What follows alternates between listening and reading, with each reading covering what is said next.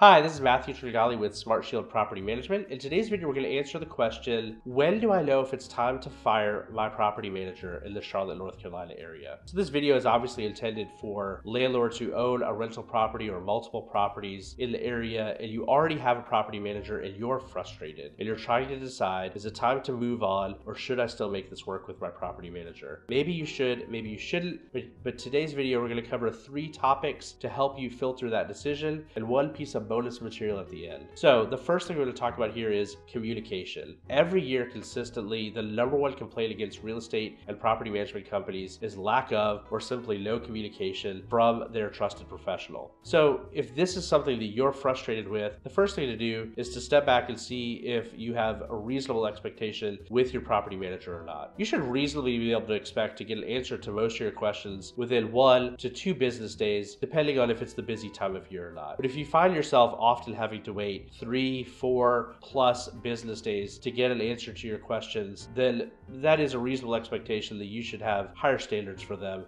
than that. The second thing here is transparency with your property management company. So if you feel like they're often holding things behind closed doors and you're always having to struggle to get answers to your questions, or you feel like you're never getting the full story, then that can really break down trust quickly. And the best way for a property management company to overcome this and to keep that trust with you that you deserve is to have a fully transparent system. A system that exposes what's going on in terms of maintenance and finances with your property and your tenant. And in the cases where there's something that's not quite transparent enough and you need more information, you should be able to ask that question and get the answer to that question in a reasonable amount of time. The third thing to consider here is accountability for mistakes. So any reasonable landlord, of course, is going to understand that their property management company is made up of humans, and humans could make mistakes. Maybe they overlooked something on an inspection report, or maybe there was a small accounting error, something like this. But when those mistakes happen, they need to be accountable for it, fess up to those mistakes, and make it right with you as their client. Now, of course, if these mistakes build up and you're just having many mistakes, that's a different issue, and maybe that's a reason to move on from your property manager. But the bigger issue I wanted to focus on here is, even if they're making that one simple mistake, are they holding themselves accountable to it like they should? The bonus piece I want to talk about at the end here is the quality of the tenant. Now, for better or for worse, the landlord is always going to judge the property manager by the quality of the tenant that they put into the house. In general, that's pretty reasonable. The most important thing a property manager does for their client is screening a tenant and putting the right tenant into the property. Having said that, every tenant comes with risks. It's never going to be perfect, and this is a business decision. If you found yourself with a bad tenant in place, it can be a tricky thing for you to decide, did my property manager screw up by putting that person in there, or is this just one of those things that's part of doing business? And I can't make that decision for you,